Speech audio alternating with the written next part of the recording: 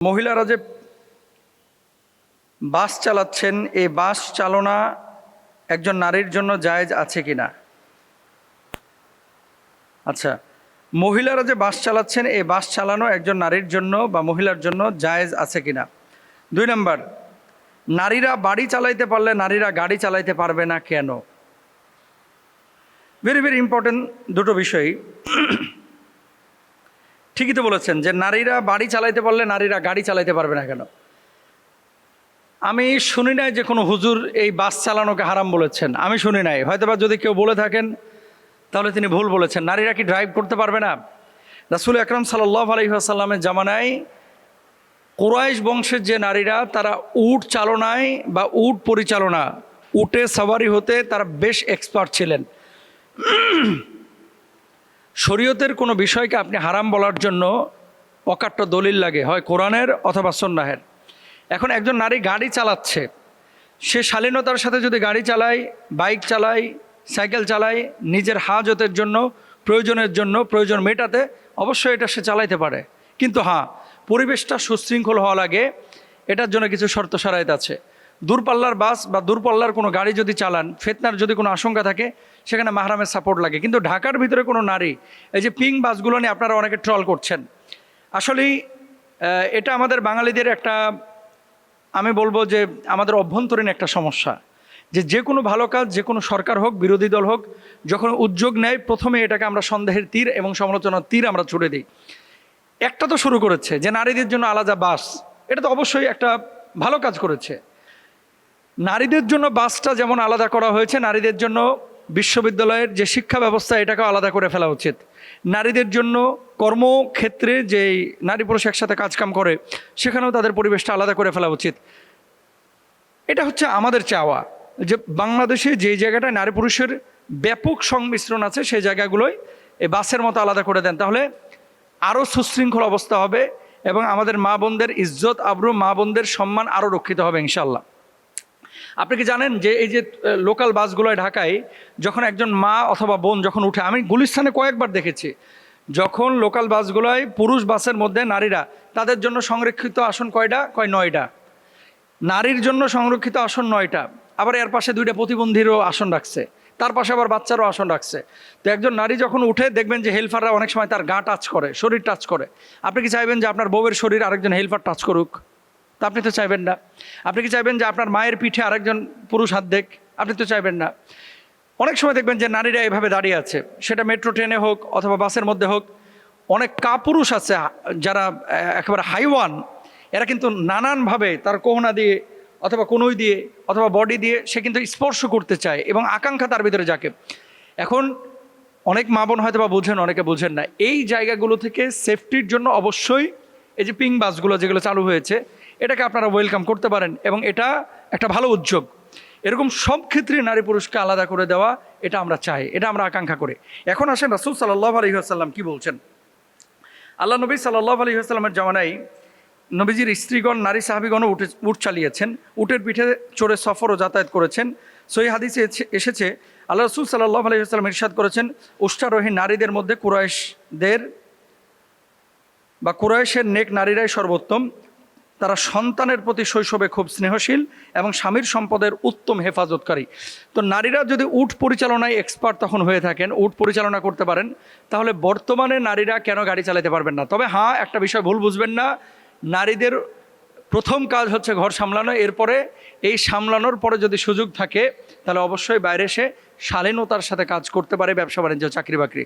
আল্লাহ তাআলা আমাদের সবাইকে বোঝার তৌফিক দান। আচ্ছা, এরপরে একটা প্রশ্ন এসেছে যে মোহতারাম, জীবনে অনেক কসম করেছি না বুঝে এবং কসমগুলো ভেঙেছি, সেগুলোর কাফফারা কিভাবে আদায় করবে? এত কসম, এটা তো আসলে মনেও নাই, তাহলে সেক্ষেত্রে আমরা কি করতে পারি?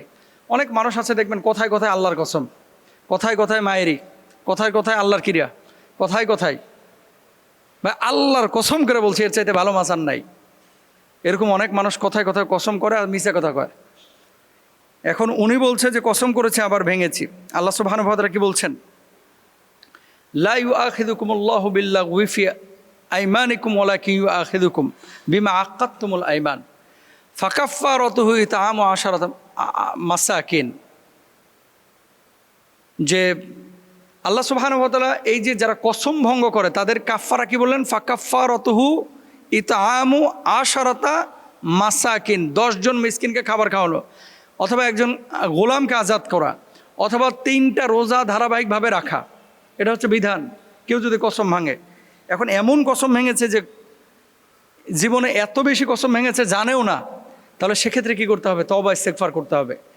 একই বিষয়ে যদি একাধিকবার কসম ভাঙে তাহলে একাধিকবার মানে এখন 1000 বার সে কসম ভাঙছে সারা জীবনে, 1000 মানুষের জন্য 10,000 মিসকিনকে খাওয়ানো, তো নিজে ফকির হয়ে গেল, ভিক্ষা করেও তো খাইতে পারবে না অনেকে, তাহলে কি করবে? এতগুলো রোজা রাখাও তো সম্ভব না। তাহলে তওবা ইস্তেগফার করবে এবং একবার ওই 10 জন মিসকিনকে খাওয়ায় আল্লাহর কাছে বলবে যে আল্লাহ আর পারতেছেন, আল্লাহ মাফ করে দাও। আর মনে রাখবেন, ওয়াদা ইদা ওয়াদা খালাফা, যখন কেউ ওয়াদা করে, প্রতিশ্রুতি দেয় এবং প্রতিশ্রুতি ভঙ্গ করে হচ্ছে মুনাফিক। আর মুনাফিকের স্থান কোথায়? ইন্নাল মুনাফিকিনা ফি দারকিল আসফালি মিনান নার, মুনাফিকের স্থান হচ্ছে জাহান্নামের একেবারে নিকৃষ্টতর স্থানে। এবং অধিকাংশ কসম বা শপথ যারা করে এদের ভিতরে নেফাক আছে। কারণ আপনি যদি মুমিন হয়ে থাকেন, শপথ করা লাগবে কেন? আপনার জবান থেকে যদি কোনো কথা বের হয় সেটা হচ্ছে সত্য কথা বের হবে, আপনার জবান থেকে কখনো মিথ্যা কথা বের হবে না। এরকম অ্যাটিটিউড কেন আপনার যে আপনি মিথ্যা কথা বলেন? মুসলমান তো কখনো মিথ্যা বলতে পারে না। মুসলমান হচ্ছে আসিদকু ইউনজি ওয়াল কিযবু ইউহলিক, সত্য মানুষকে মুক্তি দেয়, মিথ্যা মানুষকে ধ্বংস করে। সুতরাং মুসলমান জবান থেকে সত্য কথা বলবে, মিথ্যা কথা বলবে না। একটা মিথ্যাকে প্রতিষ্ঠিত করতে আরও 1000টা মিথ্যা বলা লাগে, আরও 10টা মিথ্যা কথা বলা লাগে। তাহলে আপনি কেন মিথ্যা কথা বলেন?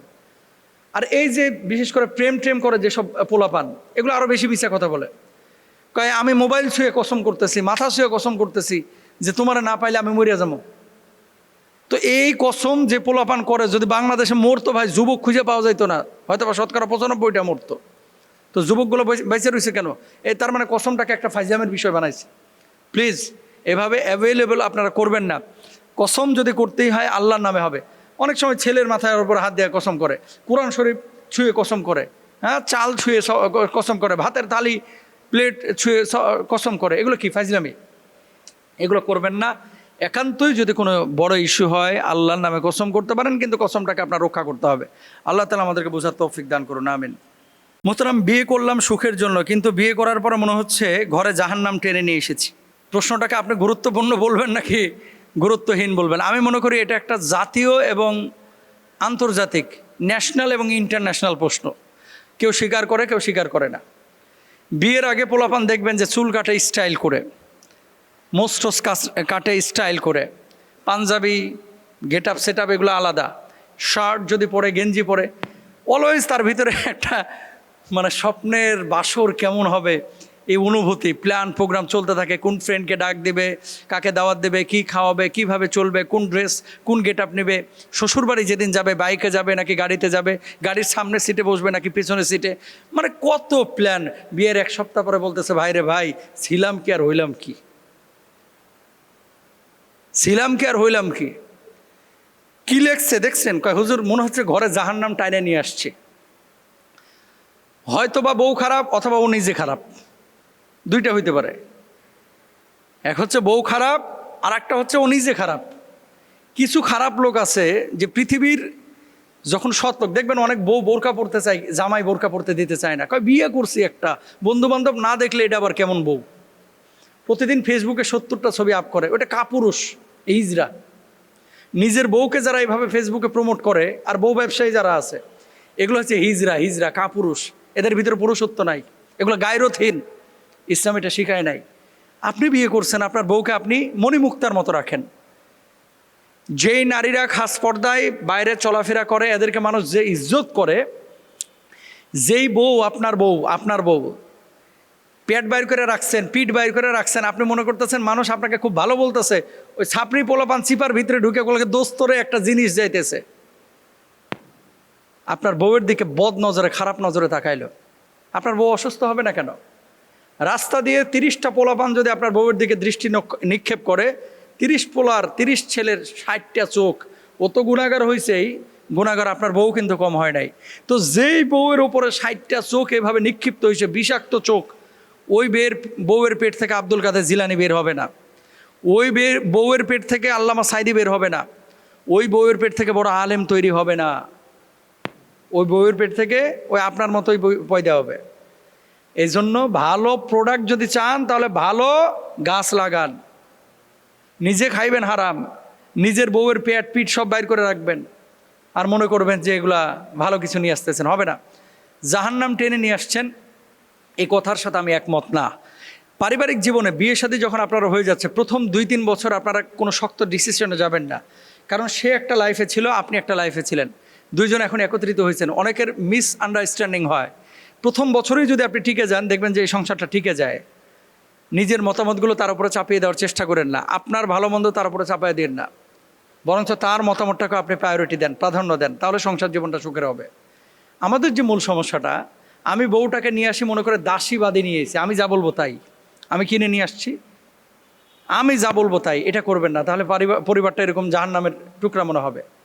বরঞ্চ বিয়ের আগে, এই জন্য আমি এখন চিন্তা করছি রাহমানি ফাউন্ডেশন থেকে একটা কোর্স শুরু করব, যে পারিবারিক কাউন্সিলিং। বিয়ের আগে 1 মাসের একটা কোর্স হবে, যে পারিবারিক দায়িত্বটাকে আগে বুঝো, তারপরে বিয়ে যাও।